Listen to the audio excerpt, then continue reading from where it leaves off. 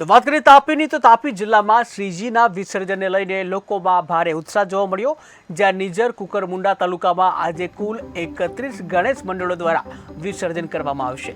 ત્યારે આનંદ ચૌદસને લઈને ઢોલ, તાસા અને ડીજેના તાલે વાજતે ગાજતે અનેક ગામોમાં ભક્તોએ શ્રીજીની શોભાયાત્રા કાઢી હતી. આખા ગામમાં શોભાયાત્રા ફરાવીને તાપી નદીમાં શ્રીજીનું વિસર્જન કરવામાં આવશે. ત્યારે ગણેશ વિસર્જનને લઈને તાપી નદી કિનારે અનેક સ્થળોએ નિઝર પોલીસ દ્વારા ચુસ્ત બંદોબસ્ત પણ ગોઠવવામાં આવ્યો છે. ત્યારે તાપીમાં શ્રીજીના વિસર્જનને લઈને લોકોમાં ભારે ઉત્સાહ જોવા મળ્યો. 31 ગણેશ મંડળો દ્વારા વિસર્જન કરવામાં આવશે, જ્યાં ભક્તોએ શ્રીજીની શોભાયાત્રા કાઢી.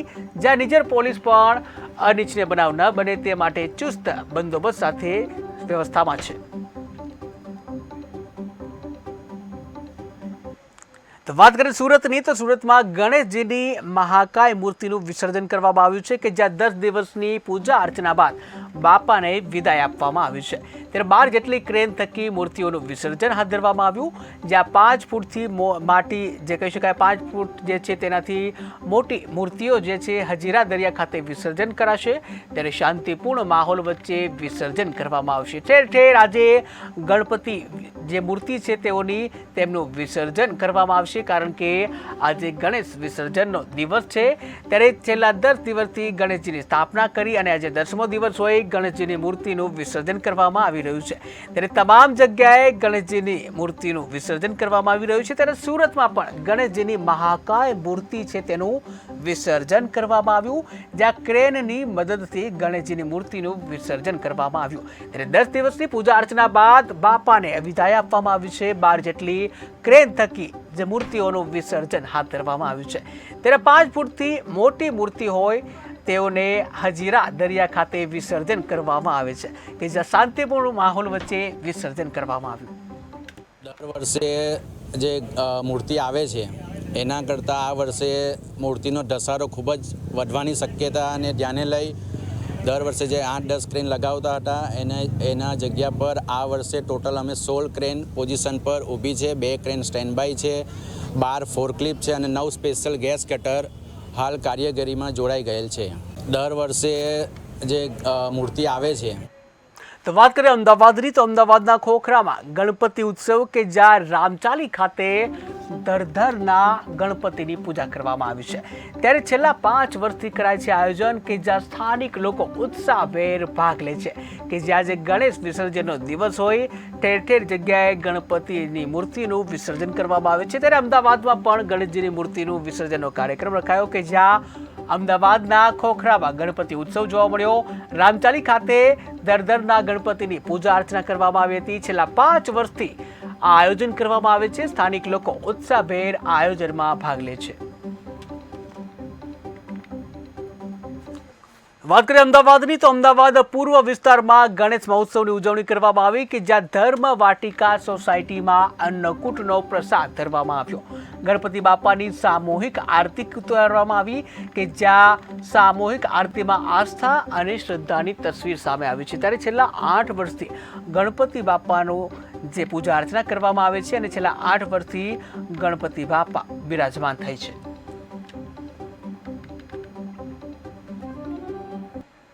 વાત કરીએ સુરતની, તો સુરત પાગળ 4 રસ્તા ખાતે શોભાયાત્રાનું આયોજન કરવામાં આવ્યું. ત્યારે ગણપતિ વિસર્જનને લઈને નીકળી ભવ્ય શોભાયાત્રા.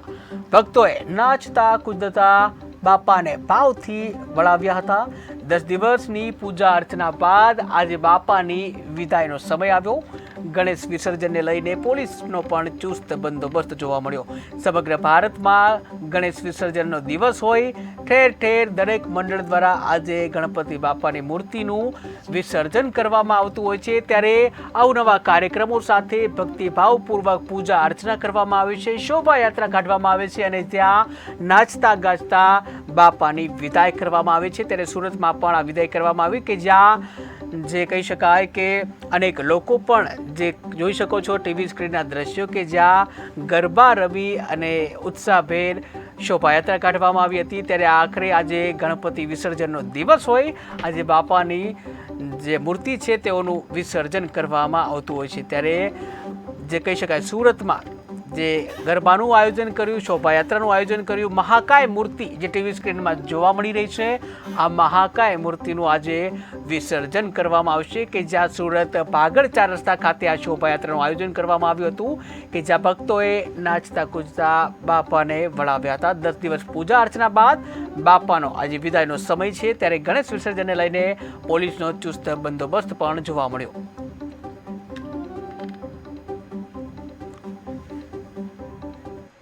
તો વાત કરીએ સુરતની, તો સુરતમાં શ્રીજીની 80,000 પ્રતિમાઓનું વિસર્જન કરવામાં આવશે, જ્યાં સુરત મહાનગરપાલિકાએ માટીની મૂર્તિ માટે કૃત્રિમ જે કુંડ બનાવ્યા છે અને જેમાં ગણેશજીની મૂર્તિનું વિસર્જન કરવામાં આવશે. ત્યારે રામજી કવારા ખાતે ગણેશ વિસર્જનનો પ્રારંભ થયો છે. આ સાથે જ સાંસદ મુકેશ દલાલે પણ ગણેશ વિસર્જન કરાવ્યું છે. ત્યારે વિસર્જનનો પ્રારંભ થયો છે, જ્યાં તાપી માતાની પૂજા અર્ચના કર્યા બાદ ગણેશજીનું વિસર્જન કરવામાં આવ્યું છે કે જ્યાં ઠેર ઠેર કૃત્રિમ કુંડો બનાવવામાં આવ્યા છે અને આ કૃત્રિમ તળાવોમાં ગણેશજીની મૂર્તિનું વિસર્જન કરવામાં આવતું હોય છે. ત્યારે સુરતમાં પણ ઠેર ઠેર આ કુંડો બનાવવામાં આવ્યા છે, કૃત્રિમ કુંડમાં કે જેમાં જે બાપાની મૂર્તિનું વિસર્જન કરવામાં આવશે. ત્યારે કહી શકાય કે સુરતમાં શ્રીજીની 80,000 પ્રતિમાઓ છે તેઓનું આજે વિસર્જન થવાનું છે. ત્યારે સુરત મહાનગરપાલિકાએ પણ આ માટેની વ્યવસ્થા કરી છે. સુરત મહાનગરપાલિકાએ માટીની મૂર્તિ માટે કૃત્રિમ ઓવારા બનાવ્યા છે, કૃત્રિમ તળાવો બનાવ્યા છે કે જ્યાં રામજી કવારા ખાતે ગણેશ વિસર્જનનો પ્રારંભ કરવામાં આવ્યો છે. ત્યારે સાંસદ મુકેશ દલાલે પણ ગણેશ વિસર્જનનો પ્રારંભ કરાવ્યો છે કે જ્યાં તેઓની હાજરીમાં ગણેશ વિસર્જનનો પ્રારંભ કરવામાં આવ્યો છે. ત્યારે તાપી માતાની પૂજા અર્ચના કરવામાં આવી અને ત્યારબાદ ગણેશ વિસર્જન કરાયું.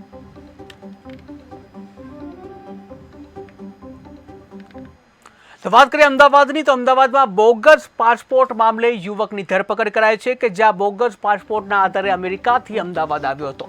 ત્યારે એરપોર્ટ પરથી આણંદના અલ્પેશ પટેલની ધરપકડ કરાઈ છે કે જ્યાં યુપીના મુસ્લિમ યુવકના પાસપોર્ટના આધારે આવ્યો હતો. ત્યારે અમેરિકામાં 24 વર્ષ રહ્યા બાદ અમદાવાદમાં આવ્યો, ગ્રીન કાર્ડ મેળવ્યા, બોગસ પાસપોર્ટ બનાવ્યો હતો. નકલી પાસપોર્ટ કેસમાં એરપોર્ટ પોલીસ મથકે ફરિયાદ કરાઈ. આરોપી અલ્પેશ પટેલ નામનો વ્યક્તિ છે જે આણંદનો રહેવાસી છે, જે 2001માં પોતાના ભારતીય મૂળ પાસપોર્ટના આધારે ગોટેમાલા થઈને મેક્સિકો બોર્ડર ક્રોસ કરીને યુએસ ખાતે ગયેલ અને ત્યાં ઘણા વર્ષો રહ્યા બાદ 2017માં તેને સપના પટેલ નામની છોકરી સાથે પરિચય થયો.